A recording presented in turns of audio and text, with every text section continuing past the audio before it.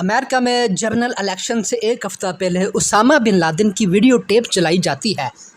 یہ امریکہ کی ہسٹری میں بہت ہی امپورٹنٹ الیکشن تھا۔ سبھی پارٹیاں اسی بیس پر اپنی الیکشن کمپین چلا رہی تھی کہ وہ گورنمنٹ میں آتے ہی اسامہ بن لادن سے 9/11 اٹیکس کا بدلہ لیں گے۔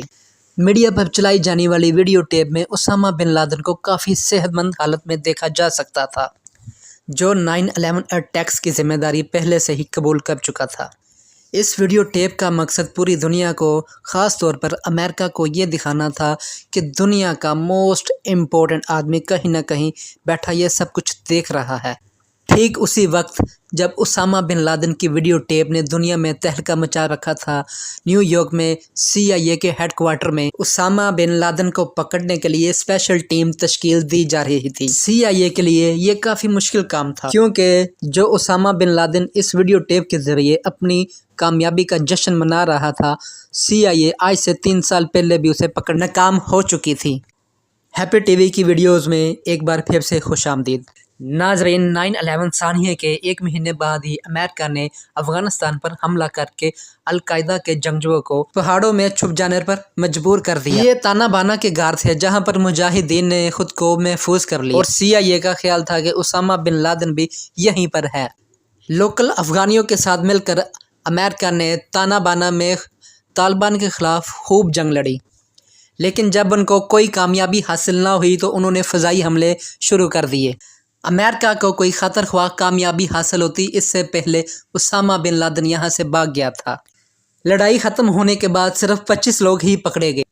CIA اسامہ بن لادن کو پکڑنے کا دوسرا سنہری موقع ہاتھ سے گوا بیٹھی تھی، لیکن CIA کو یہ معلوم نہیں تھا کہ یہاں سے پکڑے جانے والے 25 لوگوں میں سے ایک آدمی ایسا بھی ہے جو ان کو اسامہ بن لادن تک پہنچا سکتا ہے۔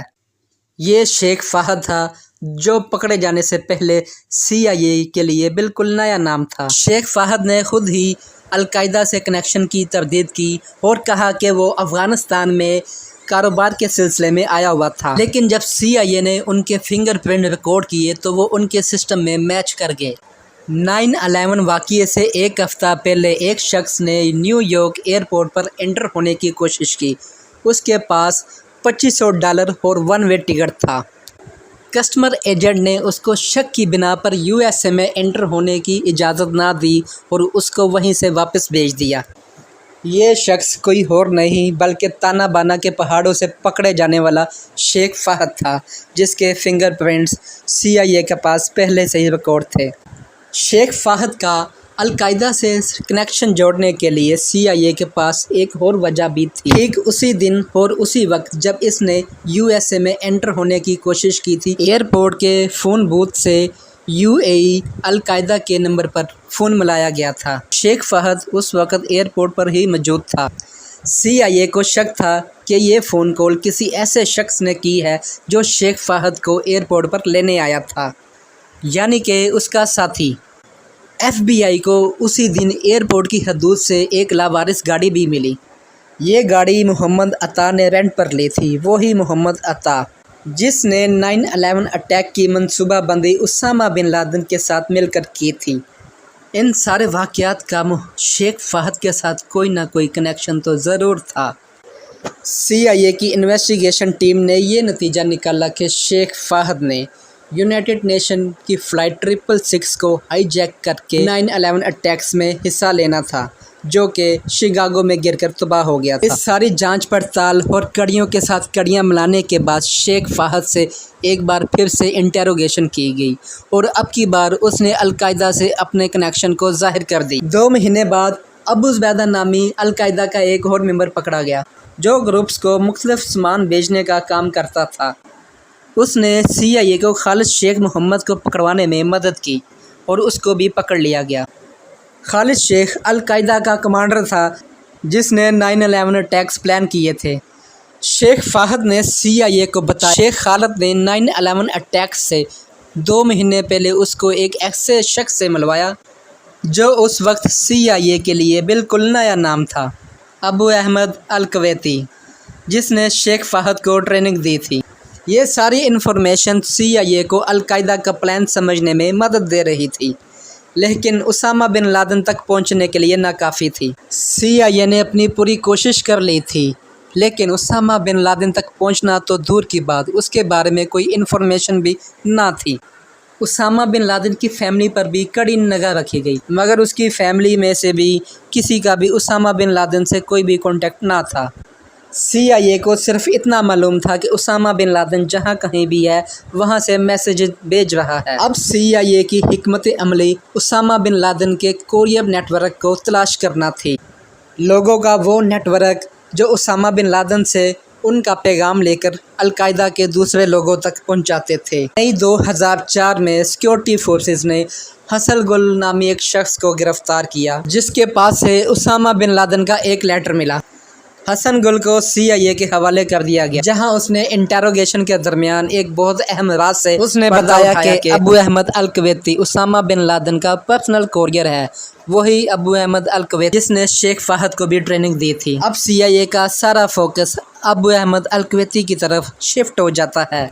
حسن گل کے مطابق ابو احمد الکویتی کا کافی بڑا کردار تھا، جبکہ خالد شیخ محمد کا کہنا تھا کہ ابو احمد الکویتی کا بڑا کردار نہیں ہے، بلکہ وہ ایک ریٹائرڈ ممبر ہے۔ اگلے سال جون 2005 میں القاعدہ کا ایک اور ساتھی پکڑا جاتا ہے، ابو فراج نے بتایا کہ الکویتی کا بڑا کردار نہیں ہے۔ CIA نے مڈل ایسٹ سے پاکستان کیے جانے والی ہر کال کو ریکارڈ کرنا شروع کر دیا۔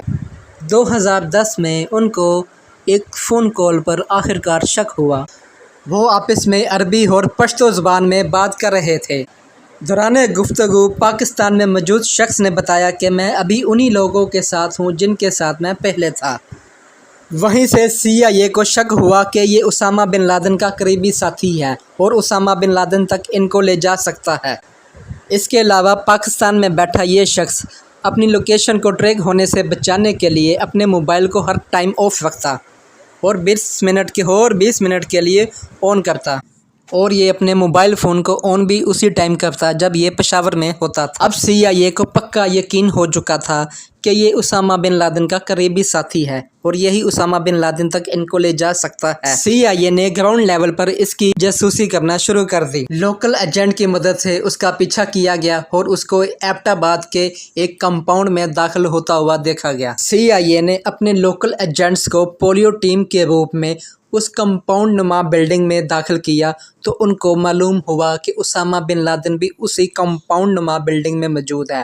اس کے بعد CIA نے آپریشن کرنے کا فیصلہ کیا، اور اس بار وہ کوئی غلطی کرنا نہیں چاہتے تھے اور چپکے سے اس پر نظر رکھنا شروع کر دی۔ مئی 2011 کو 2 بلیک ہوک ہیلی کاپٹر رات 10 بجے افغانستان کی جلال آباد ایئرپورٹ سے پاکستان ایبٹ آباد میں پرواز کرتے ہیں۔ یہ مشن اپنے طور پر کافی کمپلیکیٹڈ تھا، کیونکہ امریکہ نے اس آپریشن کے بارے میں پاکستان کو بھی نہیں بتایا، اور دوسرا یہ کہ اسامہ بن لادن کا کمپاؤنڈ پاکستان ملٹری اکیڈمی سے کافی پاس تھا۔ اسی بنا پر ہیلی کاپٹر میں ایک ایسی ڈیوائس لگائی گئی تھی جس کی بنا پر وہ پاکستانی ریڈار میں شو نہیں ہوں گے۔ یہ آپریشن 30 منٹ کے لیے پلان کیا گیا تھا، لیکن اسپیشل کمانڈوز نے پہلے 15 منٹ میں ہی اسامہ بن لادن کو جان سے مار دیا تھا۔ باقی ٹائم ان کو اسامہ بن لادن کے گارڈز کے ساتھ لڑنے میں لگ گئی، اور پورے 30 منٹ کے بعد وہ کمپاؤنڈ سے باہر آ گئے۔ آتے وقت ایک ہیلی کاپٹر کی ایمرجنسی لینڈنگ ہوئی تھی، جس کی بنا پر اس کو وہیں پر چھوڑ کر ایک ہی ہیلی کاپٹر میں اسامہ بن لادن کی لاش کو لے کر واپس آنا پڑا، اور پہلے والے ہیلی کاپٹر کو وہیں پر کریش کر دیا گیا۔ US آفیشل کے مطابق اسامہ بن لادن کی لاش کو اگلے 24 گھنٹے کے اندر سعودی عرب کی پرمیشن کے ساتھ عربین سی میں بہا دیا گیا۔ امید ہے کہ آپ ہیپی TV کی اس ویڈیو کو لائک اور چینل کو سبسکرائب ضرور کریں گے۔